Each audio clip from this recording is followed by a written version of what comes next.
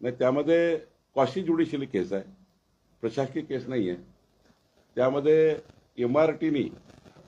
MRT कोर्टनी त्या खाजगी मालकाचं नाव आहे, खाजगी मालकच आहे, वन काढून टाकलं एमआरटीने. आणि मग एमआरटीने घेतलेल्या निर्णयाला ॲडिशनल कमिशनरनी त्या निर्णयाला मेंटेन केलं, म्हणजे कायम केलं. मधल्या काळात ती केस हायकोर्टमध्ये गेली. हायकोर्टनी 8 आठवड्याच्या आतमध्ये ही केस अंतिम करा आणि याचा ते काही एमआरटीचा आणि ॲडिशनल कमिशनर जे काही ऑर्डर पास केले आहे त्याबद्दलची केस अंतिम करा असा आदेश होता हायकोर्टचा. त्या आदेशाप्रमाणे माझ्याकडे केस चालली. शेवटी कोर्ट म्हणून निर्णय घेताना माझ्यासमोर 2च डॉक्युमेंट आहे.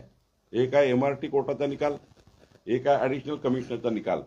जेव्हा महसूल मंत्री म्हणून कोर्ट म्हणून मी निकाल घेतो तेव्हा या खालच्या कोर्टाने जे काही निकाल दिले आहेत त्या निकालाच्या आधारावर मेरिट बघावं लागतं. पण तथापि फॉरेस्ट आमच्याकडे पार्टी नव्हती. या केसमध्ये फॉरेस्ट पार्टी नाही आहे.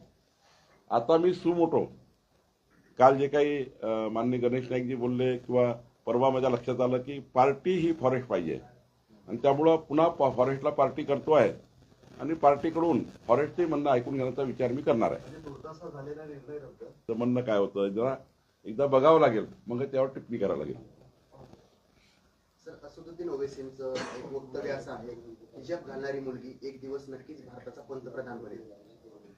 काय हिजाब घालणारी मुलगी भारताचा एक दिवस नक्कीच पंतप्रधान बनेल असं त्यांचं वक्तव्य आहे.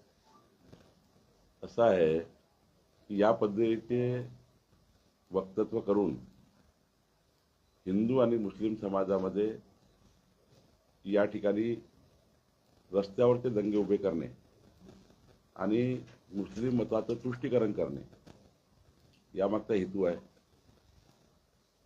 मला वाटतं की या पद्धतीचे जे हेतुवाक्य आहे हे महाराष्ट्राची देशाची जनता सहन करणार नाही.